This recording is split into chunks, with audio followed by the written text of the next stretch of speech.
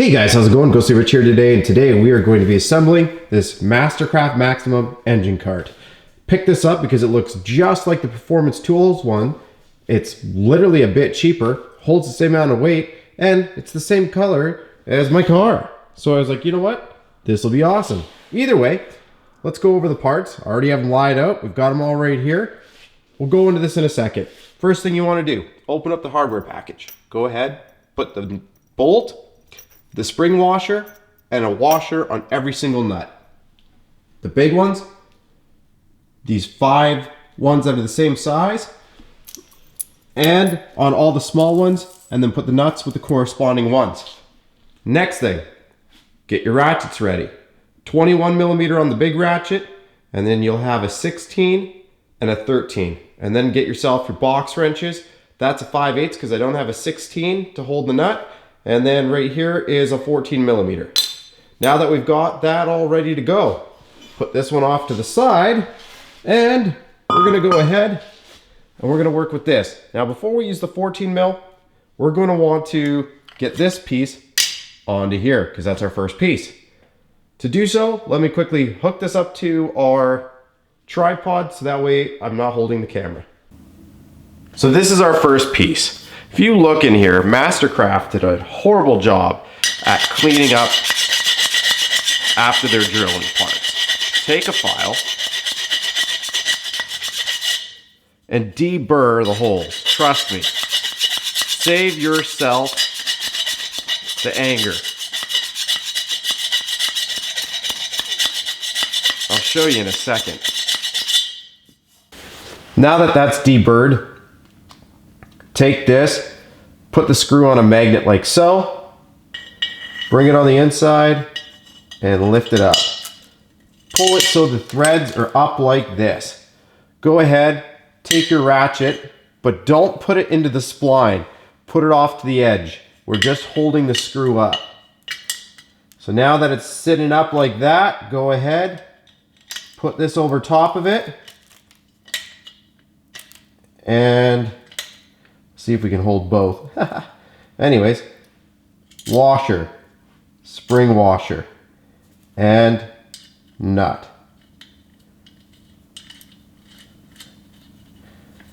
Just do that. That is the easiest way to do that.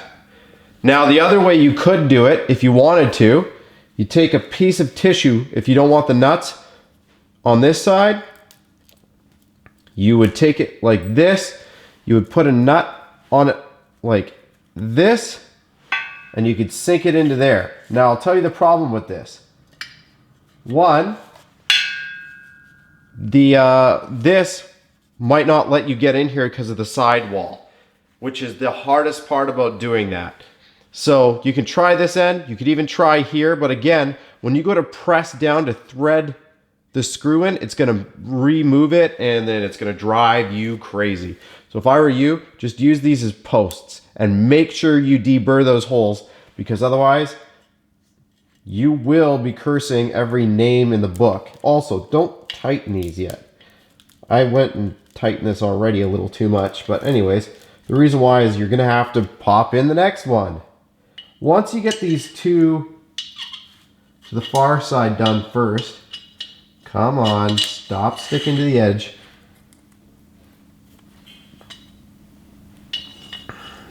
Just like that. All right, we got another one in. Now that we've got another one in, we'll take our, right there.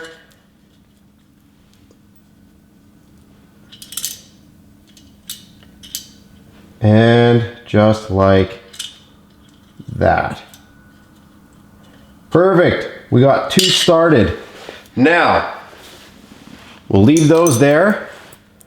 Take another 2 of these off. Again, I was just putting this on to make sure I had everything I needed done. Now, if I were you, just make sure that you put these in, but you might end up wanting to pop these out so you can get those last 2. I think we're gonna be fine actually, but still. We'll see. I also have a bendy head ratchet, so once you go ahead, do this.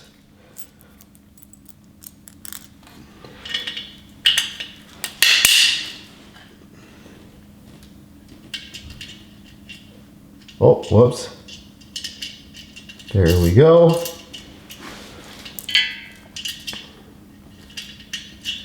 Perfect. Now that we've got all those done, take your box wrench, jam it into that bolt. It doesn't even have to go on the head of it. Even if you have to flip it around, what you want to do is jam the head of the bolt and the sidewall so it can't spin. Anyways, once you get it in there, and if it can jam in there, I like to try this way. I find it jams better anyway. All right, we're jammed in. Hold it if you need to with your leg and start cranking her down. Don't go too bad. You don't want to snap the heads off the bolt, but you also don't want these loosening off while you have an engine on the stand, right? So again, pretty easy. Just make sure all your bolts are on before you start tightening this. Otherwise, you're never gonna get them in after. Also you have to rotate it depending on the side that you're going on if you want to get a good grip on it, because there's no way you'll get the long end to ever lock in because of the sidewall. Again, this is what I would say is the hardest part, just making sure that you get this. So now that we've got that going on, you get to do it one more time. Do our little trick here. I've already deburred this side. We're gonna dump all the screws and stuff off of here. Keep that bolt. We're gonna bring it back over here, up and through, hold it with our 14. I also don't like to use the bendy, like I said on that side. Anyways, got that up and through. Now this goes on. Hold head of screw just in case you lose grip with the ratchet. Throw the washer on, throw spring washer on, throw the nut on, and keep that loose. Do it to that one and then continue with the other two. As you can see, this piece is done. Let's get on to this one. Super easy. This, one of your big washers, and slip on a cotter pin. Might be fun. Oh, that's all it is there. Flip it around, do exactly the exact same thing. Slip it on, put this one right in through here, and then I get to find my last mystery cotter pin right here. Now we've got all our wheels done. Take your center shaft, it's got this piece right here. Make sure it flips up like so. As you can see, lines up. We take said bolt, bring it through, and just like that. Now I will tell you, when you put this one through, make sure you put the nut on the inside. The reason why is if you leave the flat head of the bolt on this side, then you're not gonna catch it on things. Whereas if you have the threaded end, you could catch it on things and it'll drive you nuts and you'll wanna swear your head off. So, like I said, go ahead, do that. Bring this just like so, hand thread it on. And then just, again, make sure you have your spring washer and your regular washer on. Goes right through, pops up the other side, and just put the nut on. As you can see, I've got that flat metal part on here. What that's for is when the engine's putting pressure, there's no way this is gonna bend past here. This is gonna act as a support up to 1,000 pounds. Grab your 5/8 here, and then we're going to need our 16 on this end. Make sure it's on. Yep, on. Just lock it in and go ahead and just tighten this one up. This one doesn't matter. Since you have both bolts in now, you can tighten it up. There we go. Just be careful. I always make sure this is tight, but just remember this, like you want it tight, but if you start going more than one hand, you're going to start to do more than what I've done. Like, see how it's got like an actual indent in here, which shows that I've got a lot of pressure on that beam that's in here, which is fine. But if you were to go and start cranking that, it'll pull it in more and more and more, and it could actually make it structurally weaker. You don't want to do that. I like to have it so it's a little bit indented, but not concave. Come on now. So now that we've got that, let's go work on the other end of this. Now that that's attached, we can roll this out of the picture for a second. It can sit over here. Now we need this guy. Flip it up just like so. Makes it a lot easier. And again, we're going to do just like we did before. We're going to pull off this useless plastic right here. This is going to go just like that. That way the wheels are aiming down, so that way we know it's going to roll. If you try to do it the other way, also the holes probably won't even line up. Either way, you can put this right through, this one right through, and then just thread the nuts on the other side. Now, one thing you can do is get that started.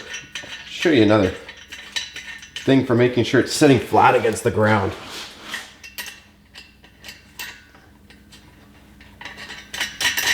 Just do that. Now you can either just press it up against here just to make sure it's sitting tight, whichever way, or you could actually flip it up and do it this way. And then all you do is you put your ratchet on this side, whatever way you want to. We'll leave that like that for a second.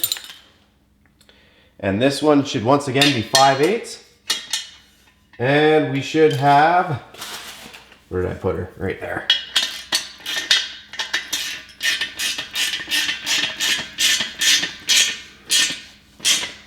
Just like that. And then just like this.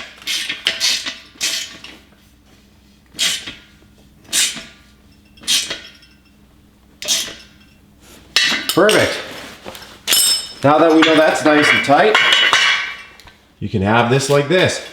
Now, see how we have this, which is almost like how you would put a hitch through? We're going to take that piece we just assembled and slip it right through. So it sits just like this. Bring this so it's flush. Now, if you look in here, you should see the hole that's going right through this frame, this piece, and this piece. You need to line up that hole right through here. When you're tightening this one, you're gonna hold that right there, and of course tighten it from the bottom.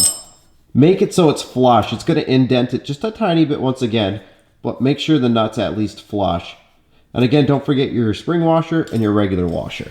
Have your cotter pin ready on your pin.